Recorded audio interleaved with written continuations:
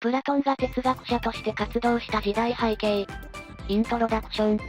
プラトンは古代ギリシャの哲学者であり、彼の活動は西洋哲学の基礎を築いたと言われています。彼が活動した時代の背景には、様々な歴史的要素が絡んでいます。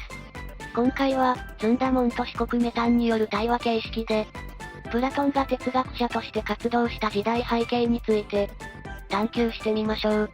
プラトンの生まれた時代。プラトンっていつ生まれたのだ？プラトンは紀元前427年頃に生まれたの。この時代は古代ギリシャの黄金時代と呼ばれる時期で、文化や芸術が隆盛していたの。この時代はギリシャの都市国家アテナイが繁栄していて、知識や知恵の追求が盛んに行われていたのよ。ソクラテスとの関わり。プラトンは有名な哲学者のソクラテスと関係があるって聞いたことあるけど、どんな関わりがあったのだ？プラトンはソクラテスの弟子だったの。ソクラテスは当時のアテナイで名高い哲学者で、彼の哲学は倫理や知識の追求に重点を置いていたの。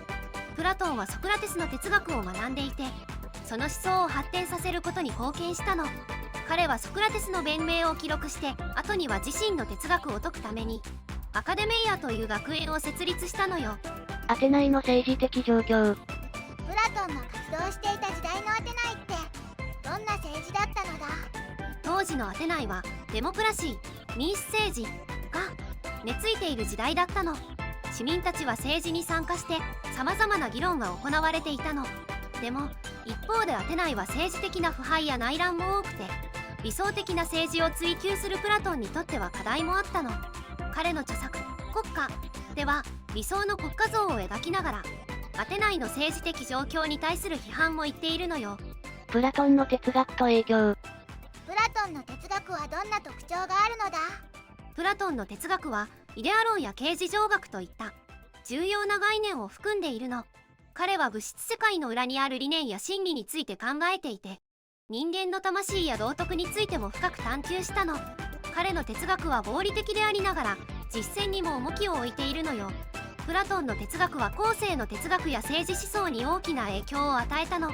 彼のアカデメイアは後の哲学者や学者たちにとって重要な学問の場になっていて、彼の思想は古代ギリシャだけじゃなくて西洋哲学の発展にも大きく寄与したの。まとめ。プラトンが哲学者として活動した時代背景には、古代ギリシャの黄金時代、ソクラテスとの関わり、アテナイの政治的状況などがあります。彼は時代の中で自身の哲学を形成し、後世の哲学や政治思想に大きな影響を与えました。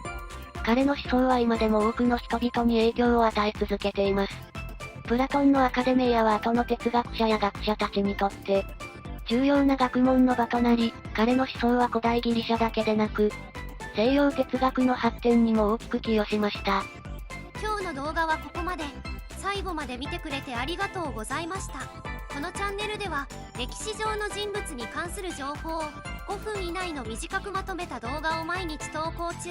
歴史人物に興味があるならチャンネル登録や他の動画も見てみてね。